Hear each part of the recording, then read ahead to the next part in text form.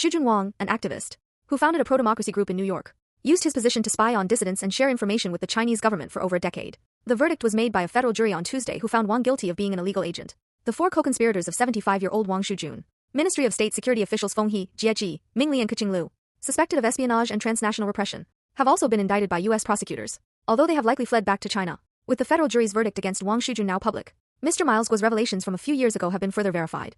Mr. Guo has repeatedly exposed that some so-called overseas pro-democracy activists, while publicly advocating for democracy, are secretly acting as agents for the Chinese Communist Party. They have been involved in monitoring and betraying genuine dissidents and even passing their information to the CCP government. Wang Shujun's case is just the tip of the iceberg. There are many more CCP operatives abroad using pro-democracy identities as cover, posing significant threats to the US and Western democratic societies.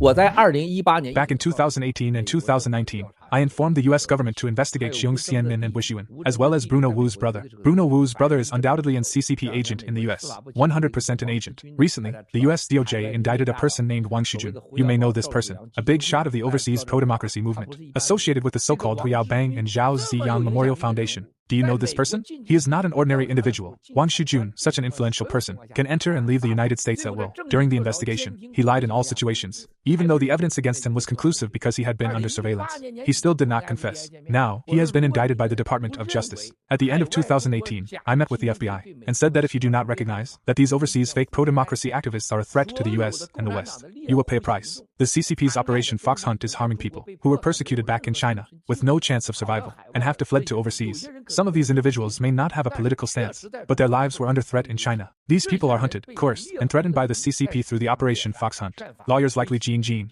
and people like Wang Shujun, who use the guise of the Hu Yaobang and Zhao Ziyang Memorial Foundation to solicit donations everywhere, are actually working for the CCP. They assist the CCP in hunting down overseas dissidents and conducting Operation Fox Hunt. Do you know how many people Wang Shujun has harmed? He has at least accessed the information of several hundred Chinese individuals and passed this information to the Chinese government. Many overseas Chinese sought his help in applying for political asylum, but how many of them have ended up being sent back to China because of him? Can anyone find it out?